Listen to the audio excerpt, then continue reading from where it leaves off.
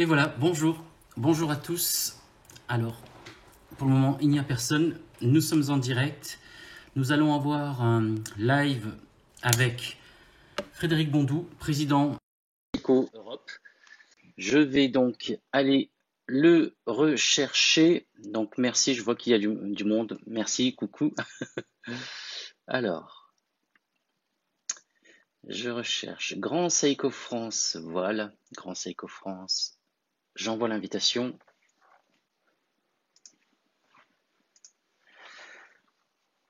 Ça ne devrait pas tarder. Merci. Désolé pour le léger retard. Un petit retard à l'allumage. Ça vient de mon côté, c'est de ma faute. Donc bonjour, bonjour tout le monde. Nous attendons. Voilà, Grand Seiko France a rejoint. Coucou. Ok, on affiche. Et voilà, ça y est, l'invitation est bien partie. Frédéric Bondou, président de Grand Seiko Europe. Bonjour Frédéric, comment vas-tu? Très bien, je te remercie. Écoute, merci beaucoup. Un petit retard à l'allumage. Désolé, c'est la technique. Donc, sans doute, bah, au moins, regarde déjà, on a 20 personnes qui sont avec nous. Donc, bah, merci, merci à vous tous. Merci pour votre ponctualité, ce qui est un petit peu normal. Vous savez ce qu'on dit, hein, les cordonniers sont les plus mal chaussés. Alors, je ne suis pas horloger, mais donc je suis un petit peu en retard. Et justement, bah, on va essayer d'y remédier puisque là, on a affaire aux représentants de la Maison de la Précision. Donc, Frédéric, merci encore d'avoir accepté cette interview, d'avoir accepté ce concept. C'est un concept assez innovant parce que c'est un petit peu sans filet, c'est du direct, hein, comme disait à l'époque Michel Drucker. Donc, on va aborder pas mal de choses, hein, parce que Grand Seiko, il y a une sacrée actualité, hein. Donc, déjà bravo, bravo pour bah, ta récente nomination. Et dans un premier temps, bah, justement, je vais te demander de te présenter un petit peu, donc toi, à titre personnel et évidemment professionnel.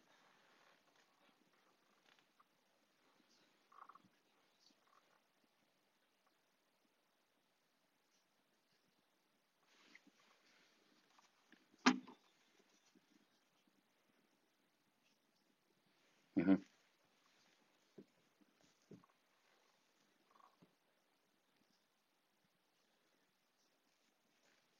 mhm,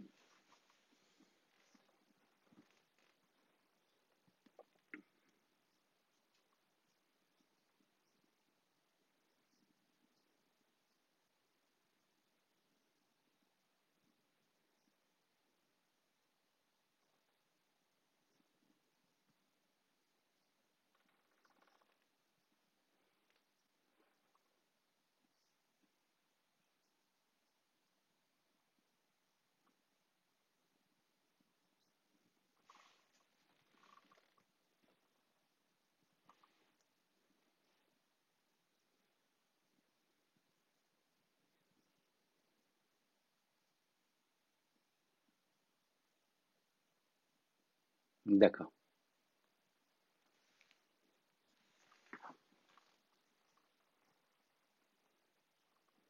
D'accord. Et donc toi, à titre personnel aussi, moi, ce qui m'importait, c'était de dire que Grand Seiko est venu te recruter, est venu te chercher.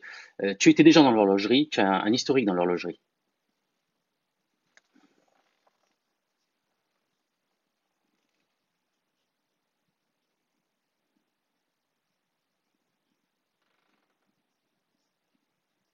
Mhm,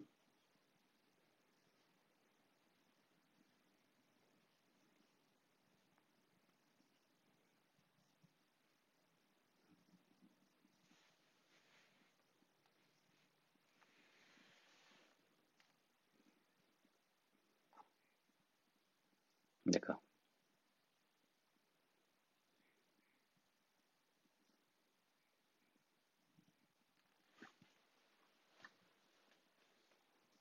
D'accord.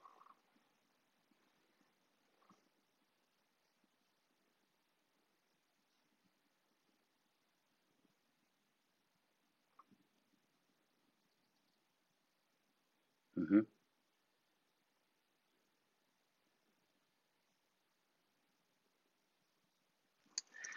Ah ben, on te comprend bien. Bravo. Bravo. Bah, écoute, on va tout de suite entrer dans le vif du sujet. On va parler de Grand Seiko.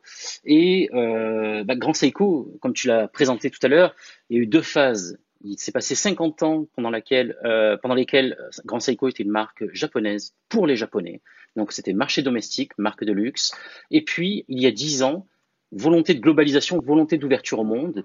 Donc j'aimerais qu'on parle un petit peu de ces 10 dernières années. Alors certes, tu ne faisais pas partie de la maison, mais tu étais dans l'horlogerie, donc tu étais un observateur bien aiguisé, bien aguerri, et aujourd'hui, c'est quelque chose que tu maîtrises en interne. Donc ces 10 années, quand une marque annonce qu'elle s'attaque au monde, en règle générale, bah, avec les marques suisses, ça va très vite. Avec Grand Seiko, on a pris du temps. On a pris du temps pour pouvoir construire. Explique-nous un petit peu cette philosophie, explique-nous un petit peu, comment dirais-je, cette culture japonaise. Alors, la démarche est très différente, effectivement, d'une structure occidentale dans l'approche philosophique du business. C'est une marque qui a été créée pour le marché domestique japonais à la base. Mhm. Et dans cette considération, il y a eu une production qui a été faite pendant 50 ans uniquement pour le marché domestique japonais. Comme le produit était relativement exceptionnel et très novateur, de très bonne facture. Beaucoup de passionnés qui ne sont pas uniquement japonais, eux, ont eu envie d'acquérir une grande Seiko. Donc il y a eu naturellement un engouement très fort de l'international sur cette marque purement domestique, avec beaucoup d'ailleurs de passionnés qui voyageaient directement à Tokyo ou dans d'autres villes du Japon pour aller chercher ces fameuses pièces et les ramener dans leur collection. Donc la marque vivait déjà à l'international de manière indirecte, uniquement parce que les collectionneurs la faisaient vivre. Il y avait à partir de 2004-2005 certains territoires où on pouvait trouver des grandes Seiko en dehors du Japon. C'était le cas d'ailleurs avec la boutique Seiko à Bonaparte, Mhm. où Frédéric Blond, qui a opéré depuis maintenant 15 ans, connaît très très bien Grand Seiko, est un des principaux d'ailleurs connaisseurs, amateurs et référents de Grand Seiko en dehors du territoire japonais, Mhm. il faut le savoir. Et grâce à des sites, je dirais, de distribution de qualité comme celui de Seiko Bonaparte, on avait déjà des petits clubs très affinitaires avec la marque. Après, il y a clairement une grosse demande au niveau international de la part de GS. Et là, le Japon décide, il y a 10 ans, d'ouvrir la marque Mhm. avec une sélection de certains points de vente au niveau international à différents territoires. Aujourd'hui, on a approximativement, en dehors du Japon, presque 200 points de vente qui sont opérationnels et qui sont officiels sur le monde, encore une fois, en dehors du Japon. Il y a une chose qui est intéressante dans la démarche philosophique du business, dont on parlait tous les deux il y a 30 secondes, c'est qu'aujourd'hui, il y a deux départements chez Seiko Watch Corporation. Il y a le marché domestique japonais et ce Mhm. qu'on appelle overseas. Donc c'est assez intéressant. Overseas, ça veut dire le reste du monde. Déjà, cette démarche intellectuelle de dire le reste du monde correspond bien à une certaine demande d'abord Mhm. d'une production locale. Et ce reste du monde devient de plus en plus appétant aussi en termes de demande, mais aussi en termes de chiffre d'affaires.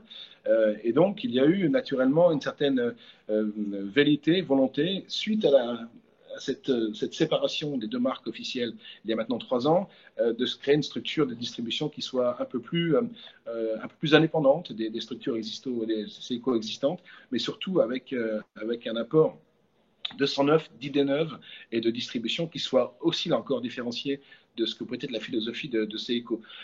Grand Seiko, Seiko, on a la même histoire, on n'a pas la même destinée. C'est une chose qui est assez claire dans l'idée du Japon. D'accord. Et justement, alors moi j'ai fait partie de ceux qui ont eu la chance, il y a 10 ans, justement en 2010, j'étais invité, j'étais au Japon. C'est là qu'a été annoncée justement cette volonté d'ouverture au monde. Et j'ai eu la chance de rencontrer Shinji Hattori, de rencontrer les équipes Seiko et Grand Seiko. Et je me souviens qu'à l'époque, deux questions qui avaient été posées m'avaient marqué du point de vue des réponses. La première question, c'est qu'il avait été demandé à Shinji Hattori quel est votre objectif en termes de production, de volume de production. Il avait répondu sans embâche, hein, pourtant chez Seiko, Grand Seiko, dans l'horlogerie de manière générale, on a un petit peu la culture du secret, surtout au niveau des chiffres. Il avait dit, aujourd'hui, ce qu'on espère, c'est un jour pouvoir produire 20 000 montres. Je ne vais pas te demander les chiffres de production aujourd'hui, mais est-ce que ça a été atteint? Euh, Rien de bien ne se fait en discrétion, Thierry. Donc, je ne pourrais pas répondre.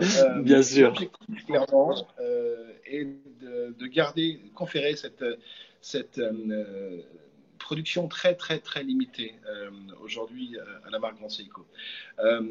On a entre 40 et 50 horlogers capables de produire des grands Seiko. Comme tu le sais, parce que tu as été plusieurs fois au Japon, on a une qualité de production, d'assemblage, d'anglage qui nécessite beaucoup plus de temps humain Mhm. que d'autres maisons. C'est une volonté qui confère cette particularité à cette belle maison qu'est Grand Seiko. Maintenant, si j'estime le chiffre d'affaires réalisé et le prix moyen, oui, pour répondre à ta question, nous sommes normalement entre 20 et 30 000 pièces produites par an. D'accord. Encore une fois, je n'ai pas le chiffre exact. Encore une fois, c'est une déduction que je fais personnellement. Mais même si on a dépassé ce cap de 20 000 pièces que M. Hattori avait annoncé il y a 10 ans, l'objectif n'est pas non plus de monter à 300 ou 400 000. Bien sûr. Vraiment pas. Mhm. C'est d'arriver toujours à une production qui soit très pointue et qui soit relativement unique. Quand je suis rentré dans l'horlogerie en Suisse, un de mes maîtres à penser suisses m'avait dit, mais Monsieur Bondou, qu'est-ce que pour vous le luxe Et j'avais sorti une théorie relativement française. Il m'avait dit, absolument, vous avez sûrement raison, mais pour moi, l'important d'abord, c'est la ressource naturelle. Soit la ressource naturelle dans la nature pour produire, je dirais, cette, ce garde-temps, donc ça peut être le matériau, soit le savoir-faire qui confère cette particularité à ce produit. Et quand vous avez que 40 horlogers capables de produire une montre, clairement, la ressource naturelle est très, très, très limitée, sachant qu'un horloger peut faire que quelques centaines de montres, quelques milliers de montres par an. D'accord. Merci beaucoup. Autre question qui avait été posée et dont la réponse m'avait un petit peu étonné, puisqu'on était aussi dans une approche, nous, très occidentale et très luxe. Il avait été demandé à M. Hattori qui est en face de vous, qui voyez-vous comme concurrent principal. Et il nous avait fait une réponse très japonaise qui nous avait surpris, puisque nous étions quand même un aréopage d'occidentaux, hein, des Américains, des Européens. Il nous a répondu, c'est Citizen. Aujourd'hui, pour Grand Seiko, toi, Frédéric Bondou, avec ta culture occidentale, avec ta connaissance du produit, avec ta connaissance du marché, qui situes-tu ou qui est-ce que tu situerais en face de Grand Seiko? Je dirais qu'on n'a pas de concurrent facial direct, parce qu'on apporte une autre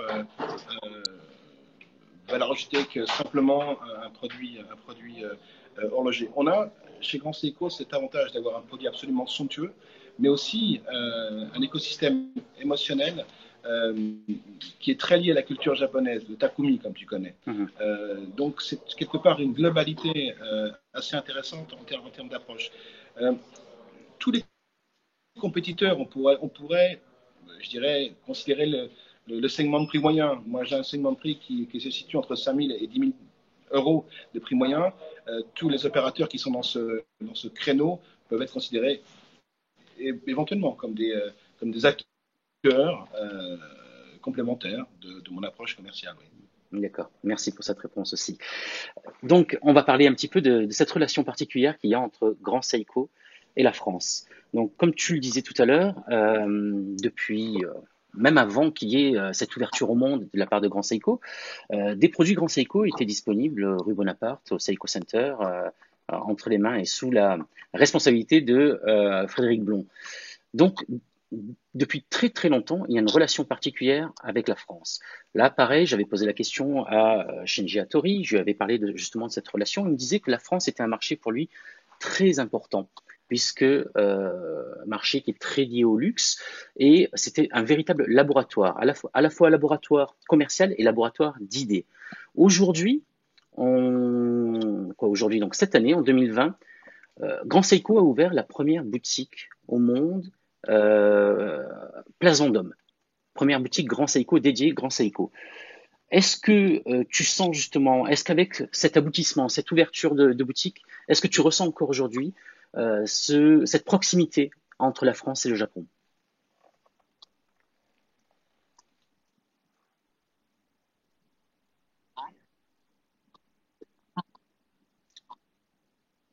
Alors, il faut comprendre une chose, c'est que la France appartient dans l'esprit japonais à l'Europe.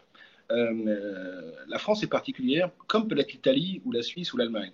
Il est clair que la France est le reflet international de l'émotion, du luxe et de la distribution de luxe. Place Vendôme, ici, historiquement, on a des artisans de qualité qui sont installés avec un savoir-faire très très pointu qui a rayonné sur le monde entier. Donc l'adresse au 7 Place Vendôme était naturellement une certaine résonance forte pour la marque, et c'était important de le marquer.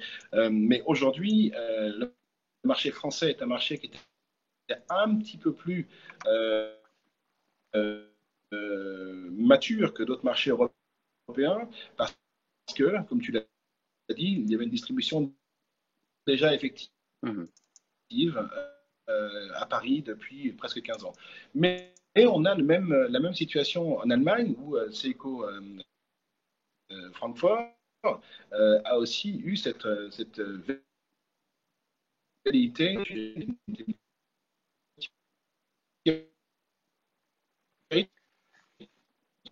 Oula. Frédéric, est-ce que tu m'entends encore? Parce qu'on a on a de plus en plus de mal à t'entendre.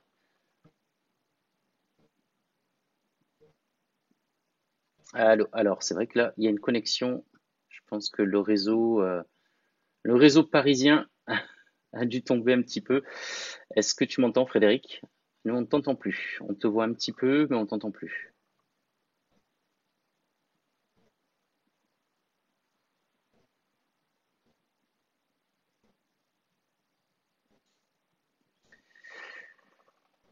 Alors, si le Wi-Fi est en difficulté de ton côté, est-ce qu'il serait possible que tu passes en 4G, Frédéric?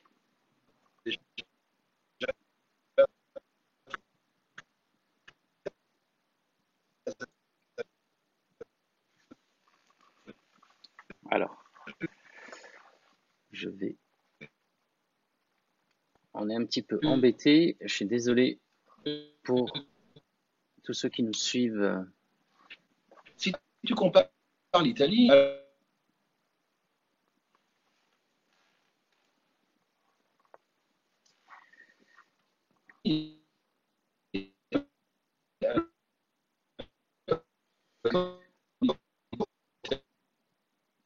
Alors, Frédéric, je vais peut-être te proposer qu'on coupe un et qu'on marché reprenne. de Ah, luxe est-ce que tu m'entends, Frédéric? très.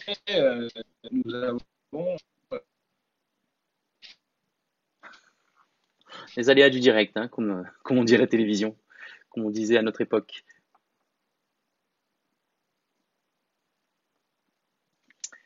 Alors, l'image est figée. Ce que je vais proposer, c'est que je vais couper, je rallume. Donc, désolé pour tous ceux qui nous suivaient. Revenez nous voir. Je fais la manipulation immédiatement. Je rappelle Frédéric et on va essayer de voir si ça passe mieux. À tout de suite.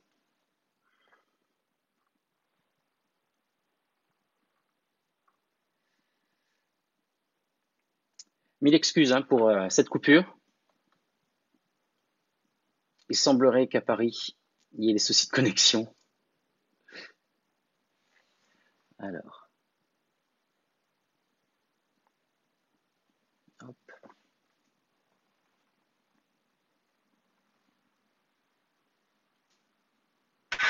Ah, nous revoici.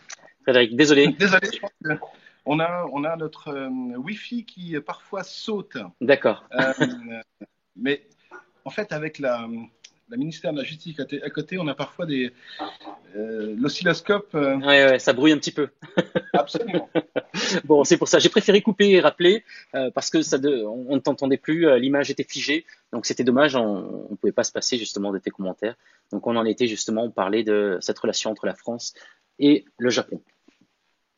Voilà, donc oui, c'est important, cette relation entre la France et le Japon, mais elle est importante aussi avec tous les territoires européens, comme Mhm. avec l'Italie, l'Allemagne ou même la Suisse étant naturellement le berceau historique de l'horlogerie, il y a quelque part un certain intérêt aussi à être fort sur l'Europe, naturellement, en termes de futur. Voilà. Mhm. Donc, aujourd'hui, cette création sur une base européenne est une chose foncièrement importante. Euh, Quand on prend l'exemple du marché nord-américain avec la structure qui a été créée il y a 3 ans, où d'ailleurs Ranseco en connaît un très très grand succès parce qu'en termes de ranking, en termes de sell-out, on a aujourd'hui un très bon, un très très bon positionnement. On est dans le top 5 depuis le début de l'année, il faut le D'accord, savoir. On est une bravo. des marques les plus résilientes suite au Covid. Ce sont des chiffres officiels, hein. Mhm. Et l'équipe de Grand Seiko aux États-Unis qui maintenant est distribuée via 80 points de vente plus 3 boutiques, hein, New York, Miami et Los Angeles, fait un travail considérable de qualité et très très pérenne. Comme tu l'as dit tout à l'heure, on a une force qui est cette petite production et chaque pièce devient unique. Et il est clair que cette rareté est un atout absolument indispensable dans la démarche stratégique à long terme de Grand Seiko. Aujourd'hui, on a je dirais une brand content qui est, à mon opinion, très riche, dû à cet aspect, encore une fois, manufacture, mais aussi à cet aspect d'histoire et d'émotion liées à la culture Ouais, japonaise. ouais. Et justement, bah, étant donné que tu es en charge justement du marché européen et donc de la distribution, en France et en Europe, comment est distribué Grand Seiko? En France, donc il y a les boutiques Alors, Seiko et maintenant la nouvelle boutique Grand Seiko. Et concernant les détaillants, alors j'ai su qu'il y a déjà pas mal de temps, déjà dès l'année dernière, il me semble, Chronopassion, Laurent Picciotto a rentré Grand Seiko. Donc ça a étonné beaucoup de monde, sauf ceux qui le connaissent, justement. Et est-ce qu'il y a d'autres détaillants aujourd'hui qui sont prêts à faire le pari Grand Seiko? alors, c'est pas un pari, c'est vraiment une collaboration sur le long terme. Aujourd'hui, je dirais que travailler Grand Seiko n'est pas du tout risqué, au contraire, c'est un choix tout à fait intelligent, pertinent et différenciant. Donc c'est complètement aujourd'hui euh, un actif très important pour le futur. Mhm. On a aujourd'hui sur l'Europe une dizaine de boutiques Seiko qui distribuent Grand Seiko. Et on a approximativement 25 points de vente en dehors des boutiques qui distribuent Grand Seiko. Et l'objectif est d'ici à 3 ans d'arriver à peu près à 80 points de vente sur l'ensemble du territoire européen continental. D'accord. Donc d'arriver en France approximativement entre 25 et 30 points de vente. Pareil pour l'Allemagne, une vingtaine de points de vente en Italie et une petite 10 à 15 au Benelux. D'accord. Très bien. Et encore une fois, des points de vente de qualité, comme peut-être tout à fait, là, tu as nommé Chronopassion, qui est Mhm. une des plus belles ambassades qu'on ait aujourd'hui en Europe, hein, Mhm. mais c'est dans cette verve-là, absolument. D'accord. Très bien. Parlons un petit peu donc de l'actualité Grand Seiko, l'actualité en termes de marque, en termes de produits. Donc, dans un premier temps, on va parler de ce qui se passe au Japon, à savoir que il y a plusieurs annonces Et donc, qui. Oula, ça coupe. dans cette euh, Ah, ça recommence avec ce Wi-Fi. On va demander à Monsieur Dupont-Moretti de nous laisser un petit peu de bande passante, ça serait sympa. non, mais je suis bon. Ah, ça y est, tu es bon? Impeccable, super. Désolé, je Moi, je t'ai t'en j'ai sens juste très coupé. bien. D'accord, d'accord, très bien. Bon bah écoute, c'est parfait. Donc c'est moi qui t'ai coupé un petit peu. Donc je te disais qu'il y a une grosse actualité là ces derniers temps. On reçoit toutes les semaines ou à peu près tous les 15 jours une information en provenance du Japon et de Grand Seiko. Donc on sent que c'est très très très actif, très dynamique de votre côté. Donc partons un petit peu au Japon. Il y a eu deux actualités importantes qui ont été annoncées, à savoir dans un premier temps le studio de Shizukuishi. Est-ce que tu peux nous en parler un petit peu?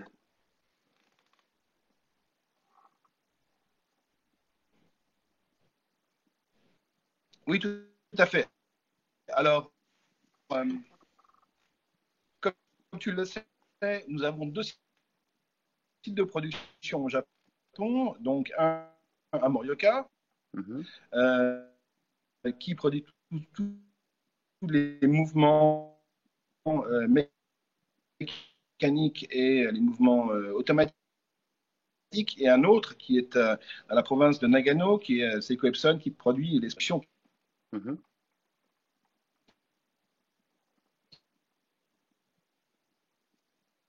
Ah, Euh, soit dans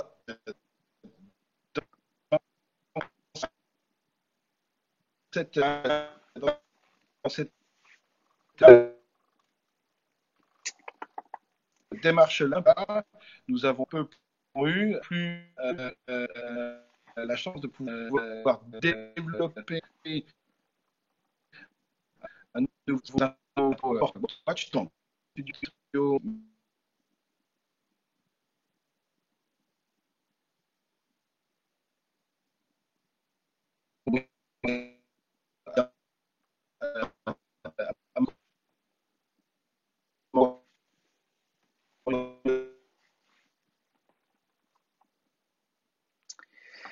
bon, je suis désolé. Donc, c'est compliqué. La connexion avec la place Vendôme est compliquée. Je vais envoyer un petit message. Je vais leur demander s'ils peuvent passer peut-être en 4G. Peut-être que ce sera mieux.